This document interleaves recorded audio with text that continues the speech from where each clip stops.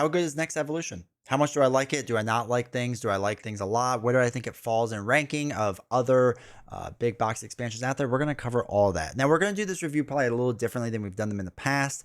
I think in the past, we've like kind of dived into each card and all that fun stuff.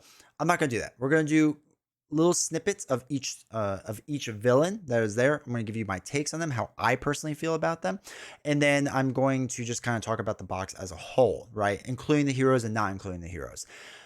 Before we start, it's very important to mention that this is just my opinion, right? I'm just one guy. I'm not here to say that if you are in love with this box, that, you know, if I disagree with you on certain things, that you're wrong and I'm right. I'm not saying that. Or if you hate this box and I like certain things that you don't. I'm not here to say that you're wrong or I'm right. This is solely just my opinion, and you should only take it as my opinion. It is not gospel. It is not, you know, fact or anything like that. It's just how I feel about it.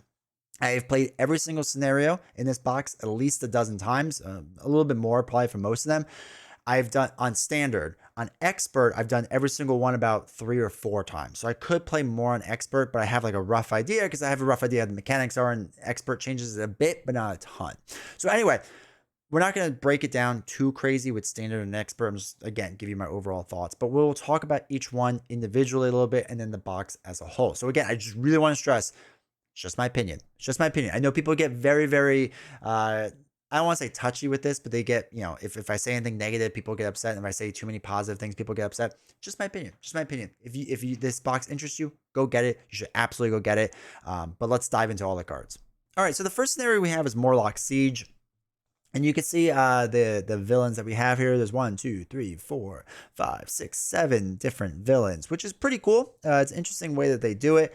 None of the villains are that overpowered. Some are harder than the others. Grey Crow to me seems to be the hardest one that I've encountered, but they're not like crazy hard or anything like that. But they have some challenge to it. And the way that this mechanic basically works, or this system basically works, we can see this on the main scheme setup.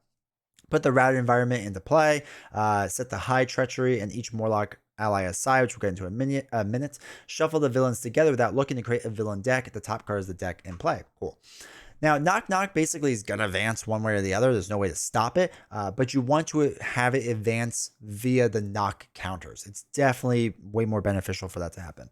So after resolving step 1 of the villain phase, place 1 knock counter here. If there's at least 3 knock counters here, advance to 2A. So basically, the third round, they're going to get in. You can either be ready for it or not ready for it. So it starts off with 1 threat and goes up by 1 each time, 6 total. I don't want this to pop and go to 2B or 2A. I want this to advance via knock counters. Just FYI, if you're playing this, make sure it always advances that way. So 2A states each player puts 1 set aside Morlock ally in the player under their control. 2 if they're playing a single player game, which is kind of really helpful. Shuffle the high treachery into the environment deck, and if the previous stage was advanced by knock counters, give each Morlock ally a tough status, which is the huge thing. Now, action. You can exhaust a Morlock ally, shuffle hide from the encounter discard pile into the encounter deck. If there are 3 villains under routed, the players win the game. If this stage is completed or there are no more Morlock allies in play, the players lose the game. Now, it starts off with 0, which is kind of nice, so it makes it very manageable. 8 threat level isn't too hard, right? You can kind of keep it in check pretty well. And going up by 1 isn't too bad. So that's what we have for them. Now, Morlock allies. As a solo player, we're going to have 2 of these in there. So it doesn't cost anything. It's 1/1/5 stat line. Does not count against your ally limit, which is fine. Card abilities cannot remove this ally from play. Force interrupt. When an enemy attacks you, it attacks a Morlock you control instead. So generally speaking, if we did the knock counters, we can have 2 rounds in a row. Where is it? There we go. 2 rounds in a row where each Morlock ally should have a tough status. So the Morlock ally can be attacked 1 round and ping off the tough, and then the next round and ping off the tough. You should be like kind of rushing through at this point, right? Like the first 3 stages you could do as build up, but you got to be kind of like going pretty fast. So that's really nice. Then when the toughs get off, you could lose a Morlock if you want, but generally speaking, you're probably going to want to defend. Protection works pretty well with this, or if there's another way for you to put tough counters on allies, that works as well.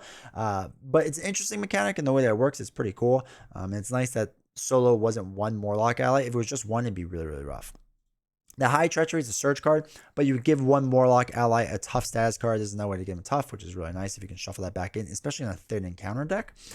And then Routed, we need to talk about on standard. After the villain's defeated, put it under here. Discard each minion that shares a title with the top villain in play. I'm sorry, the top villain of the villain deck. That villain is in play. The villain activates against each player in order. This is the toughest part, right, with this, is that you need to figure out, you need to be prepared to be activated against next, right? So you just cleared out a villain, but you're about to get hit again. You just need to be prepared for that. That's the toughest part with this, is just getting that done. Now, an expert, cards under here are not in play. The villain gains retaliate 1 for each card under here. After the villain is defeated, put it under here, discard a minion that shares with it, whatever. The villain activates against each player in player order. The retaliate thing is tough on expert, but it's not terrible. Again, with Domino or some people that have ranged action, like Cable and Domino, I think both have range. You just focus on that then, right? You just focus on range. So that helps a lot. I know some of the older heroes, we messed around with this. It's a little bit tougher because you're not really, every time you deal damage, you get retaliated. That can be tough to deal with. So you have to make sure you have ways to heal up. So as long as you're able to heal a little bit, like put a first aid or two in your deck, I think you're fine. So the retaliate makes it a little harder. But again, if you're playing it with Cable or Domino, it shouldn't be that bad, right? It really shouldn't be that bad, especially since the villains, I mean, on expert side, what we're looking at 12, 13 hit points, 12 hit points, 14 hit points, 14 and a 13, right? These aren't like crazy numbers for expert, right? You should be able to handle most of these hit points. And on standard, it's really, really simple. So we're not going to get into all the cards and stuff and all that fun stuff. What I will say overall, though, is it's a very easy scenario. It's very easy. Mechanically, it's cool, right? Mechanically, I like the idea of it. The problem is it's easy. I don't know how to say any other way than that. And I know some people have said like, oh, well, if you get Grey Crow, it's a bit tougher. Like expert makes it a lot harder. Expert makes it a little harder. But with a lot of these cards, it does this thing where when Blockbuster attacks you or an ally, you would give him a tough status, right? Or it gets +2. And a lot of times they get +2 attack, right? She gets +2, he gets +2, +2, right? +2. Grey Crow gets plus attack, where X is the highest print and costs the highest card you control. So this is what can be rough because it'd be like 3 or 4, which isn't like ideal. Gets 1 additional face down boost card, which is not great. It gets +2. So you need allies that kind of just chump block for you. Chump blocking will work really well, except for Blockbuster on his expert side, right? That part's a little bit tougher. So sure, depending on the villain draw you get, it might be a little bit harder. But generally speaking, like even on expert, I didn't struggle that much. Once you get kind of the mechanics down, you learn what to expect of them. It's not that bad. And some of these people having, 3 attack or 4 attack, like it's tough, right? It is tough. All Arclight, you could confuse a character you control the highest thwart. Now, what you can do with this, that's kind of nice, is that you have somebody like Domino who's thwarts 1, you have an ally that's 2, right? And you just let them get confused because you're just trying to attack and like pummel them. If I play Marauders a bit more aggressively, it's pretty simple, right? Giving Blockbuster a tough status, okay, this can be rough unless you're playing Aggression and Wolverine, right? So a part of it is preparing for what's going to be happening, which you can't always do because it is a random deck, to be fair. But it's not, honestly, it's just not the worst thing in the world. It's really not that bad. I didn't like Vertigo because of stunning. That was rough because, like, okay, I was just taking +2 a lot. Riptide with placing a threat on schemes was a little rough, but it wasn't the worst thing in the world. Like, again, they were rough, but they weren't the worst thing in the world. Harpoon with taking 2 indirect damage was actually something I did a lot of times. That was fine because you usually get spread that around decent enough. But I don't know. For me, it was one of those things where I felt like none of the villains were that difficult. Once I can build out generally pretty fast, so getting built out by turn 3 was not a problem at all. So then the Morlocks were each getting tough statuses, and then we were just kind of rocking and rolling the next 2 turns. Maybe I lose a Morlock too, and then I win with the 1 left over, or I just block from there on out with Morlocks if I have to. Right? It's not that bad in my opinion. So this is a very, very, very easy scenario. For me, top 5 easiest scenario in the game at this point. Now, that doesn't mean it's bad. It's not a bad scenario by any means. It's just an easy scenario. And that's fine. There's nothing wrong with that. We don't need every single scenario to be extremely hard. But this is a very easy scenario. It's very, very easy. So anyway, It's fine for a first scenario. This probably is how most first scenarios should be, is on the bit of an easier side. Yes, you can use different modular sets to toughen it up. You can absolutely do that, but it's a fine scenario. It's fine overall. All right, next one is On the Run, and this uses the same villains from the previous set, the Marauder villains.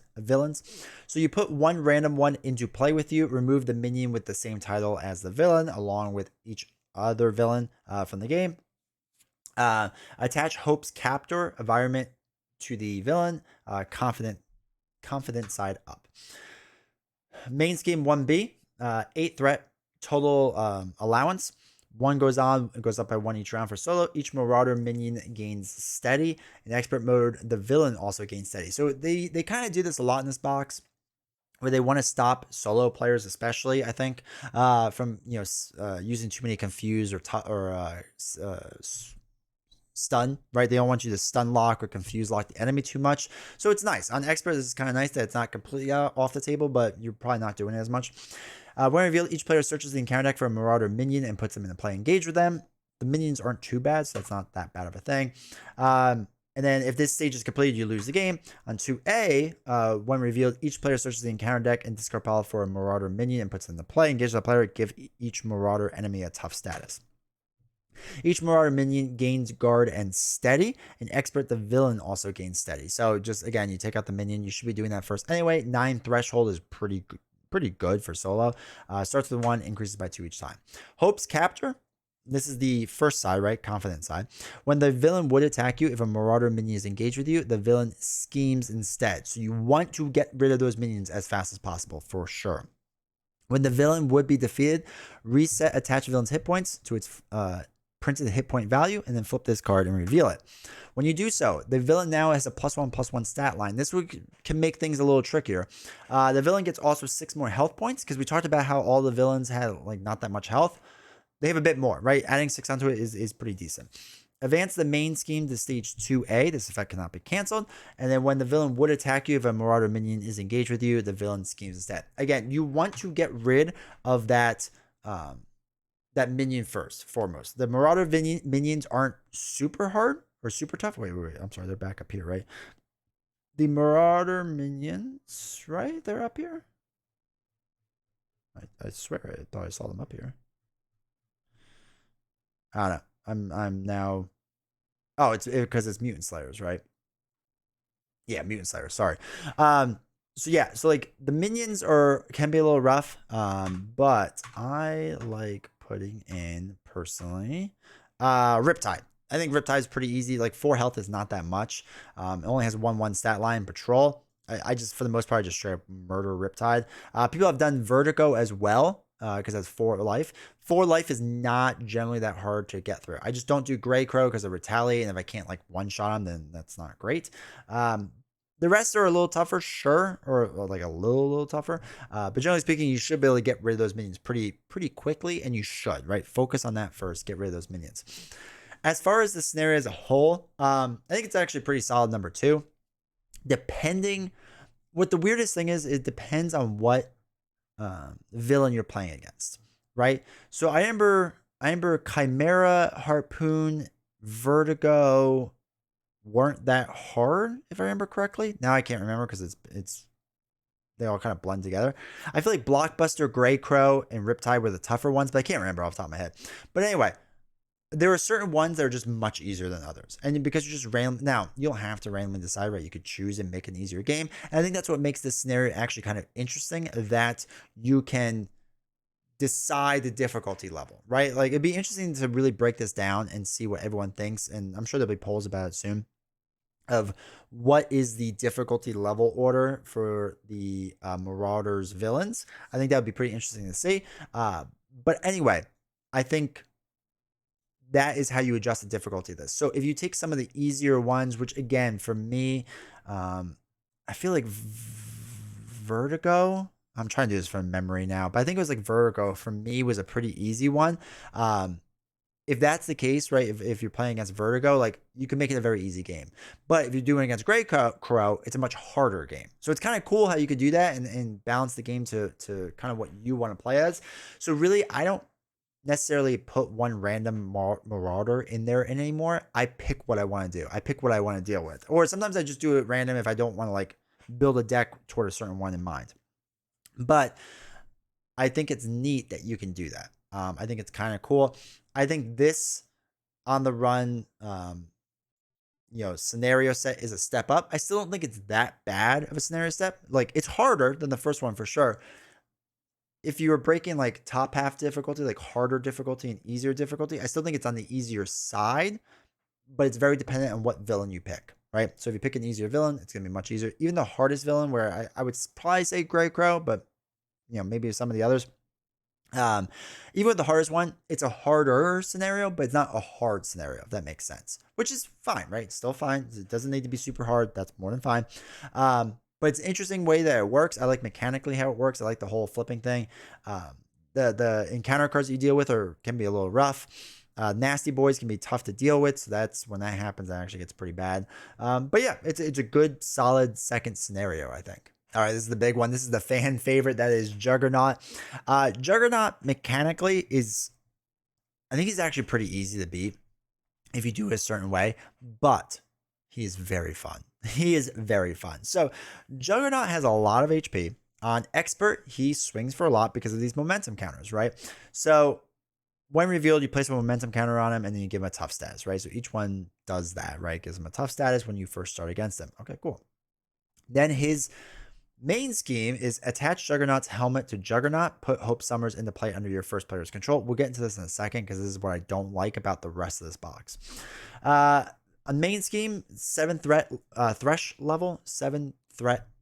level, which is low. Like, it's very, very easy to pop this, but you don't lose the game. You remove all threat. If Juggernaut is exposed in play, you flip it, which we'll talk about in a second. You place a momentum counter on Juggernaut, and then he attacks you even if you're an alter ego, which can be really, really rough. There are many games I lost where, I planned everything out being alter ego, but he got an advance or something, or whatever happened, and then he attacks me on alter ego, and you just get like demolished. Because on Expert, he could swing for like 4 or 5, or I'm sorry, swing for like 6 or 7 without a problem. Like, it's pretty rough. So his helmet is he gains Stalwart and Overkill.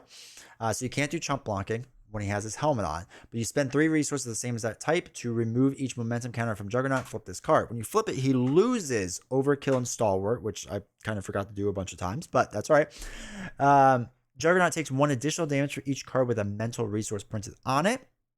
And after Juggernaut schemes, place a momentum counter on Juggernaut and you flip this card over, right? So you don't want him to scheme when he is exposed. So it's kind of this weird timing thing where for me, I build out very, very quickly, flip the helmet over, and I can't go back down, right? Unless you confuse him, because he does lose Stalwart when the helmet flips. So you have to confuse him and then flip down. That's the only way that works. And hopefully, again, he doesn't like thwart twice in one round or something like that. But that's the overall strategy against Juggernaut, really. You can't really, like, there are certain heroes that have a lot of HP that have some good attacks that you can go toe-to-toe with him, essentially. But most heroes kind of struggle with that. So it is really kind of figuring it out. The other thing is with Head of Steam, what's interesting is that it gains Retaliate, which is equal to the amount of momentum counters on him, so it can be really rough. And then when you attach Head of Steam to Juggernaut, you place a momentum counter on him. Okay, cool. After Juggernaut attacks you, spend 1 resource for each damage dealt by this attack. Make sure you do the one reveal because there's a lot of text on this card. I'm pretty sure I've forgotten to do that in the past too. But after Juggernaut attacks you, you spend 1 resource for each damage dealt by this card. So if you have tough or you get no damage done from defending, right? You can discard his card for 0, which is kind of really nice. Okay, so his cards are a little rough. There's all treacheries, though, so there's no like real side schemes except for this one, but they're all treacheries, no minions that you have to deal with in his deck. Now, obviously, if you add different modular sets like Black Tom Cassidy, they'll add some minions. But with Juggernaut, the strategy is you want to defend, a perfect defense build, or you want to have a lot of toughs out there. That's the strategy, right? And you could do ally swarms where you're just getting hit over and over and over and defending against it. Well, not getting hit, but defending against it. That's how you're going to get around Juggernaut. The strategy to get around him isn't too rough, but on Expert, he is a much more, he is a decent challenge on Expert. 25 hit points is a lot of hit points. 4 attack is a lot to deal with. He's going to get momentum counters constantly, especially with Head of Steam that comes into play when you reveal it. When that comes in, you'll be putting a momentum counter on him, right? That stuff is really huge, and he gets retaliate then. A big part of it is figuring out when you flip him on his helmet, right? And if you flip his helmet, you don't want to flip down. You don't want him to scheme, but it's really kind of timing that out well so that, okay, then he loses overkill, so you can do chump blocking, right? When you flip his helmet, it gives you that opportunity to kind of like reset your hero a little bit, like figure out life and all that fun stuff. But he's rough, right? He's a rough villain to play, and he's probably the most fun hero I've had to play in this box. If you ask which one I enjoyed the most out of all of them, Juggernaut's probably that one. On standard, he's not too bad. On expert, he's not that bad. As long as you can run toughs or defend a lot, that's the strategy. Outside of that strategy, it's kind of tough. Again, you don't want your allies taking blocks from him. I'm not sure what else you could do besides defend and have toughs on it. It's just rough. It's a rough scenario. I did one offline where I think it was Hulk, if I remember correctly, where I was using Hulk to heal up a lot, basically, and just get hit over and over and over. And even that just wears you down eventually. So he is tough. He is very, very tough, or can be very, very tough. But he's good. He's a good challenge on standard. He's a good challenge on expert. I really enjoyed him. I think it was pretty fun. So anyway, Juggernaut, big fan of him. Big fan of his deck and his card list. But the one thing I don't like is Hope Summers. Now, if you have an ally or if you have a hero with a good stat line, she is going to thwart or attack for 2 or 3 probably with taking no consequential damage. She will be able to keep Juggernaut's main scheme in check the entire time, which is kind of nuts, right? And she is also used in the 4th and 5th scenario, which we'll talk about in a little bit. But she's very good. She's a very, very good ally. I think it takes his difficulty level down a few pegs. Now I know some people are like, "Oh, just play without Hope Summers." I guess technically you could. You're supposed to though. You're supposed to play with it, but I guess technically you can modulate it so it doesn't. But it wasn't built that way for it. But yeah, so it's she makes it, I think it's just a little too easy. I don't know. I think that's the worst part. Is that she just makes things a little too easy. Not easy. She makes it just a little too easier, I guess. Just makes it a bit easier. I think Juggernaut was a really interesting way of going through this. Hope makes it. I don't know. I just don't like it. I'm not a big fan of Hope Summers being in this scenario and the last 2 as well. But overall, Juggernaut, great scenario, a lot of fun. Really like playing it. Probably will play this scenario like a lot moving forward. All right, next up we have Mr. Sinister, and what I talked about before, where I think the designers are trying to stop you from putting status cards on things, like Mr. Sinister with like stunned or confused. This is why. So he's a 2/1, 14 hit points. After a status card is placed on Mr. Sinister, place 1 threat on the main scheme. So on expert side, when revealed, place 1 threat on the main scheme. 2 threat if Mr. Sinister has fewer than 2 superpower attachments, where when you're playing on expert, it will get 2 on there right away. And after a status card is placed on Mr. Sinister, place 2 threat on the main scheme. Okay.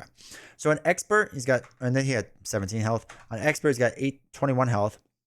When revealed, place 2 threat in the main scheme. 3 threat if there are fewer than 2 superpower attachments. After a status card is placed on Mr. Sinister, place 3 threat on the main scheme in the 3/2 stat line. His stat line is weak, right? And generally speaking, you just don't want to stun and confuse him, right? That's what you're trying to do, is not stun and confuse him. Now, you set aside flight, super strength, and telepathy and counter sets. Put Hope Summers into play under first player's control. When revealed, remove one random stage 2 from the game and then advance to a random stage 2A. This is the coolest part because there's 3 of them that are set aside, right? There's telepathy, super strength, and flight, which are all kind of interesting in how they work. And then the first one that they have is taking off, attach the flight attachment to Mr. Sinister and shuffle the rest of the flight and counter deck or counter set into the encounter deck. It's only got 5 threat threshold. Starts with 1, goes up by 2. If you're not playing Justice, there's a really weird kind of game that you're playing here where you're trying to balance out and never flip down. If you flip down, this scheme will pop. It will go into the next 2A or 3A. Generally speaking, you want to hold out before 3A as long as possible. But it's really, really weird. If you put Space Fan on this, it's much better where you have a 9 threshold. Helps out a ton. But a solo gamer, this is kind of it's kind of rough, not gonna lie. So then next one is bulking up. Attach the super strength attachment to Mr. Sinister and shuffle the rest of super strength. Okay. Again, same exact thing. 5 threshold, 2, 1. And the last one is attach the telepathy attachment to Mr. Sinister and shuffle the rest of the telepathy encounter deck. Same exact thing. So 3A, when revealed, each player places one face down encounter card here. When Mr. Sinister attacks, he attacks Hope Summers instead. Other characters may defend for the attack, which is kind of important. 7 threshold is still pretty low.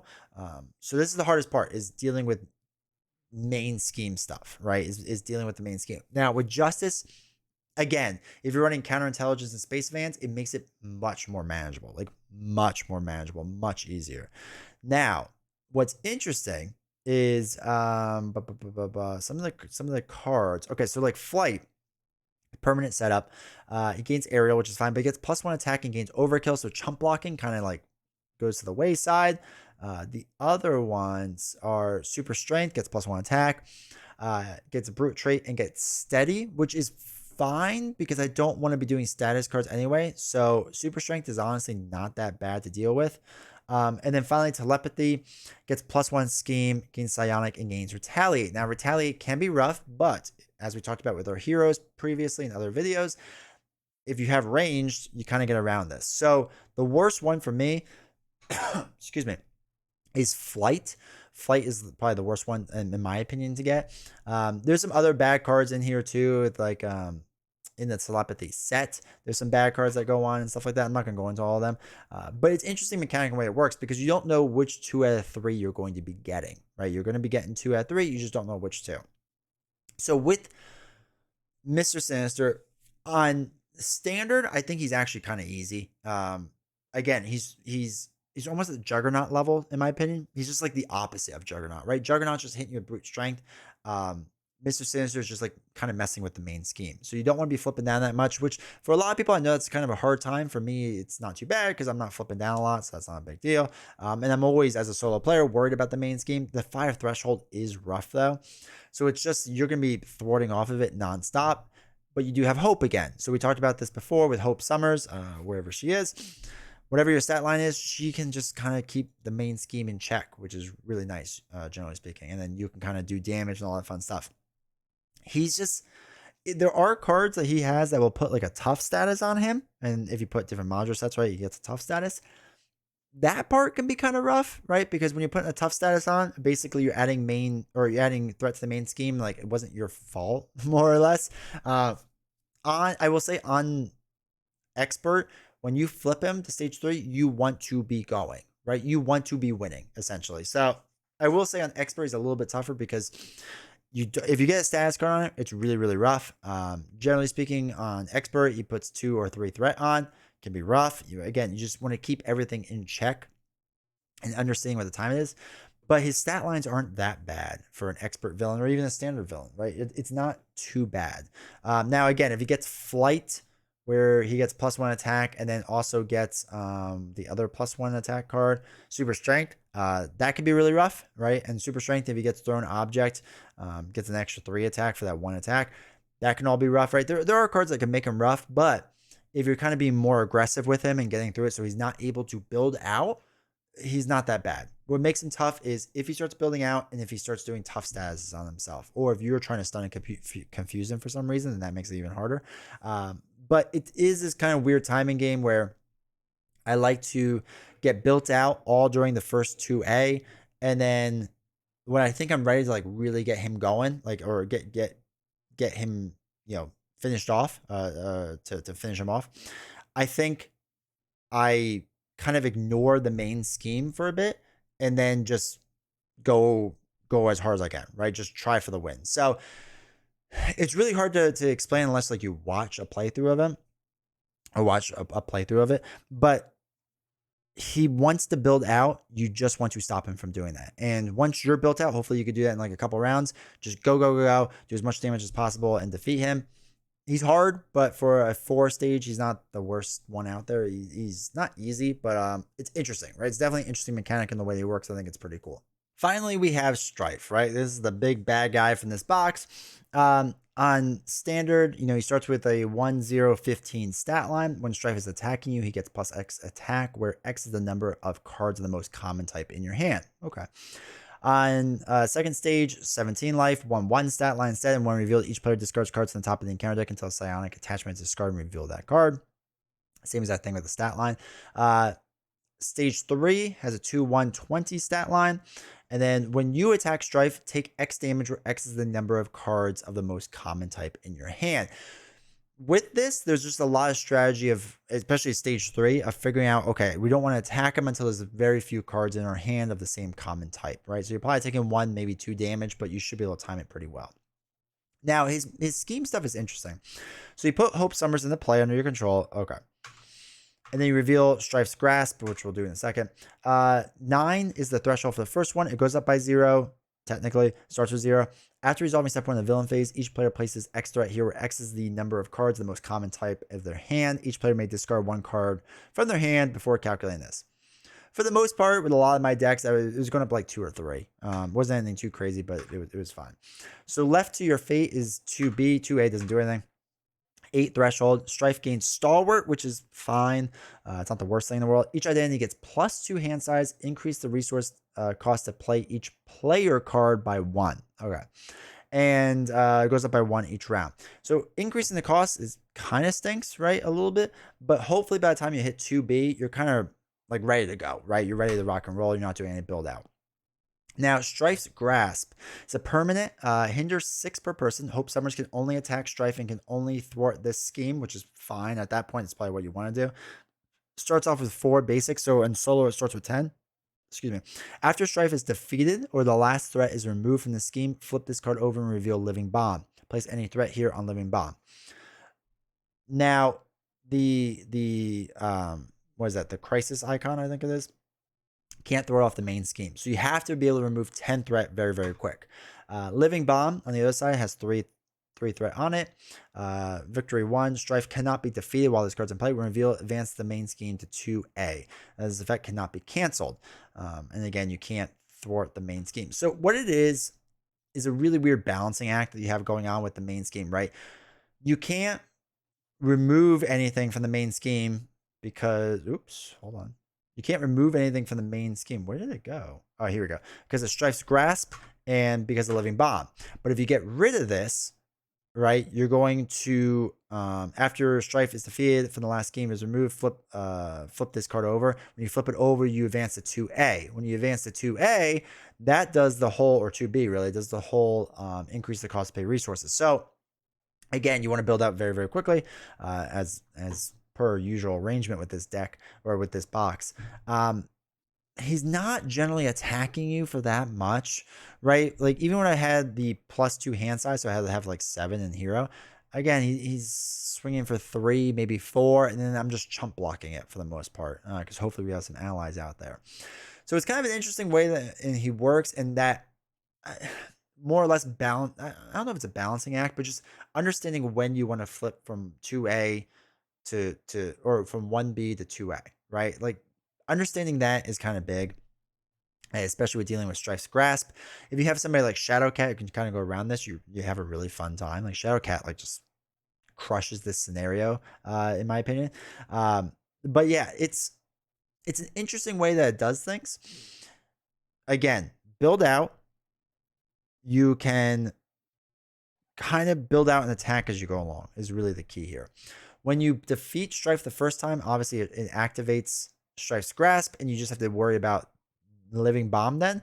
But personally, I like to get rid of Strife's Grasp as much as possible, hopefully all the way, and then flip this over, and hopefully I'm removing so much threat that I don't have to worry about that. But you do want to get it so that ideally, what you could do is get this down to like have 1 scheme left on it, defeat Strife on whatever the first stage is, right? And then when he flips over, this flips over to the next side, and now Strife cannot take damage. You have to worry about that yet because you're just going to throw out the 4 off of here and then go after Strife, right? You still have to remove threat from here. So anyway, it's kind of a weird strategy with him. It's very, very interesting the way that it plays, and the way that it gives you the 2 hand size is, I don't know. I think it like eases it up quite a bit. And again, it's not that bad because a lot of times with a lot of my cards, I'm being able to draw like a +2 card, right? A strength, genius, whatever. Something with 2 resources on it. So that really helps out. Now, Strife is by far the hardest villain in this box. There are also some tough cards in here. We're not going to go over all of them. But he is the hardest villain in this box compared to other stage 5 villains. He's probably in the middle, right? He's probably in the middle. He's not Ronin Venom Goblin material. Magneto, I think, is tough but doable, and that's how I feel about Strife. I feel like Strife is tough and doable, and that's good, right? That's a really good thing to see overall. So I like Strife. I like his mechanics. I think it's pretty interesting. But yeah, for a stage 5 villain, he's pretty strong. I've mentioned this in the past. I think the nicest thing about him is that with like Loki, I don't ever want to face Loki again. I can't stand Loki. I think he's just boring. I think he's boring to play. I think it's just a long slog of a game. Venom Goblin, I don't mind, but I have to be really in the mindset for like a tough game. Ronin, I actually like playing against Ronin, but generally I just fall into a rush aggression strategy and then it's a bit easier. Magneto, Strife, Red Skull, right? These are all final villains that I actually like coming back to. So I will get bonus points to Strife on this for sure because I don't mind playing Strife because he's not insanely difficult because I don't feel like the deck is completely stacked against me, right? I don't mind Strife. I don't mind Strife at all. So that makes him easier than some of the other ones, but he's still a very good, solid final villain in the box. So that gets me to my final opinion about this box's villains. If you haven't been able to notice the pattern, it's quite simple. This box is easier than your average box. I thought X-Men was kind of an easy box overall. Stage 2 and Stage 3 are really easy. Sabretooth's a little rough in the beginning. Stage 4 isn't that bad. And Magneto is tough but fair. This, I think, is on the same exact level, right? To me, Stage 1 and 2 are pretty easy. Juggernaut's a bit harder. Mr. Sinister, I actually don't think is that bad overall. He can be hard, but he's not like that hard. And I think Strife is a good but fair challenge. Here's the thing. Easy doesn't mean bad and hard doesn't mean good, right? I think this is very important to note because a lot of times I'll say, oh, these are easier scenarios and people will be like, oh, well, they're still enjoyable and fun. Yeah. Yeah. I will never argue that. I think Strife is a lot of fun as a final villain to play. Mr. Sinister, I actually don't mind, even though he's a little bit on the easier side. But I think he's fun to play. I think Juggernaut's a lot of fun to play. The on the run scenario, the second one, I think is not bad. I don't think it's great, but I don't think it's that bad. The very first one, Marauders, though, that's the only one I'm kind of iffy on. We're like, I don't know how much I'm gonna play that, to be completely honest. Like I'll play it now and again. Or if we do marbles on stream or something like that, I'll do it. But it's fine. But overall, I think yes, the box is easier and that's okay. That doesn't mean it's less fun. It is a very fun box scenario wise. Like I said, we now have, in my opinion, 3 fit scenario villains, right? The fifth scenario, like the hardest villain. We now have 3 that I enjoy playing a lot. I enjoy playing Strife, and that to me is more important than difficulty level, right? That's more important. Is that he's fun, he's fun to play, and mechanically he's cool.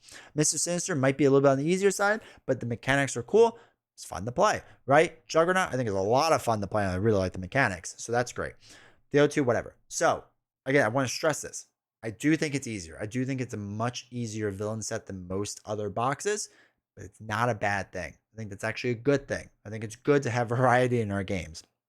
As far as this box as a whole, if you add in the heroes, we've already done hero reviews before, so if you want to see them up there or something like that. The heroes are fantastic, right? Are absolutely fantastic. I really, really love them. As far as the campaign goes, I had recently a campaign hot takes video as well, which some people liked and some people did not. But I stand by those words. I think campaign makes this box really easy. I think it makes it really easy. And it's not a bad thing. It's just a weird thing for me. I'm used to campaign making things a bit harder. I think campaign actually makes everything easier, which is just, it's different. It's a different mindset. And that's all that it is. So overall, like, how do I feel about this box? What do I like the most? Kind of what would I rank things? To be completely honest, and I have to get on a different screen so I can actually see all of them to make sure I don't miss any. But it's good, right? It's definitely a good solid box. If you like the X-Men stuff, I definitely highly recommend it. But I think for me, the best box is still Sinister Motives. It's still my #1 box overall. Now, to be fair, I'm a Spider-Man fan. I really like Spider-Man. I like the Web Warriors. I like everything about that cycle. I thought it was a great cycle overall. I like all the villains. I want more of it.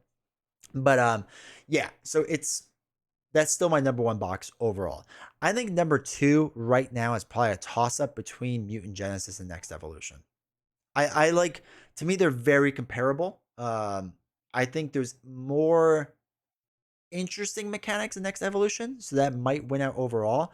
But I still like Sabretooth's design. I still really like Magneto's design, and I think I just need a little bit more time with Next Evolution. Even though I played a fair amount, I still feel like I need a little more time. So in the long run, I'm going to say Next Evolution is probably going to edge out Mutant Genesis a little bit, but for me, they're very tight, 2 and 3, very, very, very close.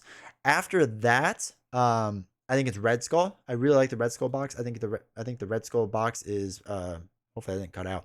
I think the Red Skull box is very solid, very, very good. So I like the Red Skull box. And then it's probably the Thanos box. I like Thanos a lot. I like Hela a lot. The other two snares are fine. Loki's just a slog. And then the worst box is probably the Guardians box overall. It's probably my lowest. So that's where it'd be on my rankings.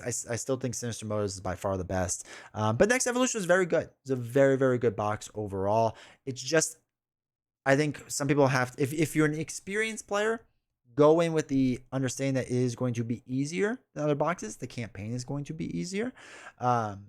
But if you came in for the Mutant Genesis cycle, I think you're getting more of it, right? If you came in at Mutant Genesis and you like Mutant Genesis, you're essentially getting more of that. And I think that's fine. I don't think there's anything wrong with that. So, again, for me personally, top half box, I think it's good. I think it's fun, which is the more important thing. But my biggest critique is I think all of it's just a little too easy. I think it's all just a little too easy. And that's me like trying to critique it and whatever.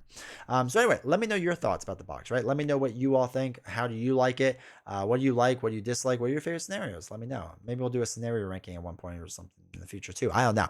And if you want to watch me live stream where maybe I'm playing Next Evolution right now, who knows? I don't know. Go over to twitch.tv/D20 Woodworking to see me live there. And make sure you hit the like button, subscribe, all that stuff. It really helps. See you all next time.